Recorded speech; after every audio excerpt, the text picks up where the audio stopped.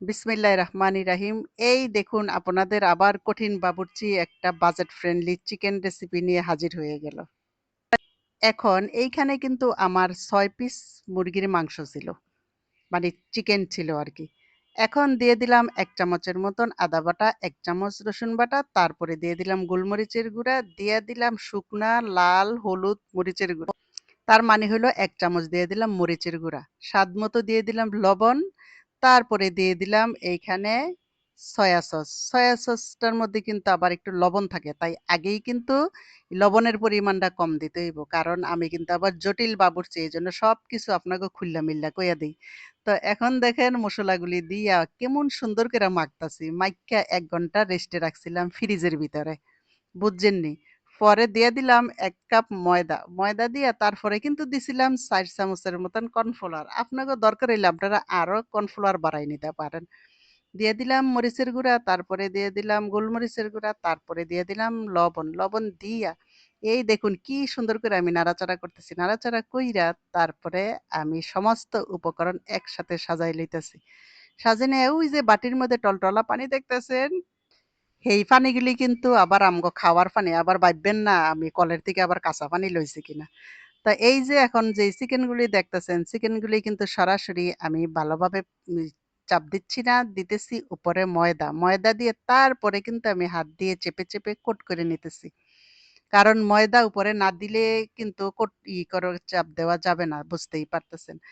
আর এইগুলি যখন চিকেনগুলি যখন কুট করবেন তখন কিন্তু হাতে বহু পরিমাণে সময় নিয়ে নিয়েন। কারণ তাড়াহুড়া করলে কিন্তু কোট করা যাবে না। এখন আমি ওই যে পানিটা লইছিলাম টলটলা পানি সেটার মধ্যে চিকেনগুলিরে চুবাই নিমু। মানে ডুবাই নিতাছি আরকি। আল্লাহ যেইটাই আপনার মনে চায় হেইটাই বুইঝা নেন। আমারটা আমি আপনাকে কইয়া দিলাম। তো এখন মানে সো এখন আমি চিকেনটাকে ৪ সেকেন্ডের মধ্যে পানির মধ্যে আমি চুবাইয়া, চুবাইয়া এখন পানিটারে জাইরা ঠিক সে আগের মতন কইরেই উপরে আবার ময়দা দিমু।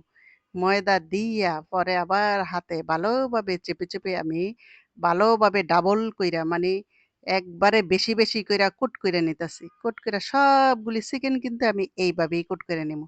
আর এই যে মাটির প্লেটটা আপনাকে দেখাইলাম। আমার জন্মদিনের মধ্যে আমার জামাই এই প্লেটটা দিয়া কইছে, "তোমারে তো আমি সোনা গয়না কিছু দিতে পারি না। তো মাটির মানুষ, মাটির একটা প্লেট দিলাম। এটার মধ্যে ভাত খাইবা আর আমারে তোমার মনে করবা।" যাহারে আমার স্বামীর প্লেট এটা। তো যাই হোক এই দেখুন এইভাবে সবগুলি চিকেনকে আমি কোট কইরা এই মাটির প্লেটটার মধ্যে জমায় নিতাছি। দেখুন কত সুন্দর কোট হয়ে গেছে। এখন এই যেই কড়াইয়াটা ব্রিটিশ আমলের কড়াইয়াটা দেখতাছেন, এইটা কিন্তু আবার আমার হাউরির আমলের ১ম জীবনের তার কড়াইয়া। তো আমার শাশুড়ির এই কড়াইয়াটার মধ্যে আমি সবসময় চিকেন ফ্রাই করি, তেলের পিঠা বানাই। খুবই সুন্দর হয়, খুবই ভালো হয়। কারণ শাশুড়ি বলে তো কথা। তো এই দেখুন কত সুন্দর করে আমি চিকেনগুলি বাছতেছি। আর এই চিকেনগুলি বাছার সময় কিন্তু আমি ১৭ থেকে ১৮ মিনিট সময় নিছি। আর চুলার আগুনটা কিন্তু লো এর থেকেও ডিম ছিল। বুইঝা নিয়েন কিন্তু একবারে কমানো ছিল। আর দেখুন কত সুন্দর করে ঘুরায়ে, ঘুরায়ে আমি চিকেনগুলিকে উল্টায়ে পাল্টায়ে নিলাম। দেখছেন কি সুন্দর করে এই যে ঘুরাইতেছি। তো আমার মতন কিন্তু কেউ পারত না এমন সুন্দর করে ঘুরায়ে, ঘুরায়ে উল্টাইতে। আমি বাংলাদেশের মধ্যে একজন কঠিন বাবুর্চি যে এত সুন্দর করে ঘুরায়ে, ঘুরায়ে বাঁচতে পারে।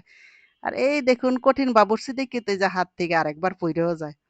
তো যাই হোক এই দেখুন এখন আমি চুলাটার বন্ধ কইরা দিমু। কারণ এই ২ টা বাজ্যে আপনাকে দেখাই নিলাম যে আমি কত সুন্দর কইরা চিকেন বাছতে পারি।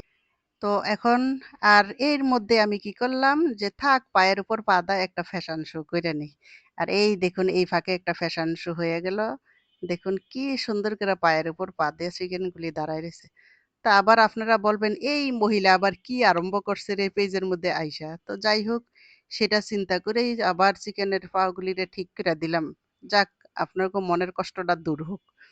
তো এই দেখুন কি সুন্দর মজা। রেস্টুরেন্টের চাইতে কিন্তু কোনো অংশে মজাটা কম না। আপনারা বাসায় একবার ট্রাই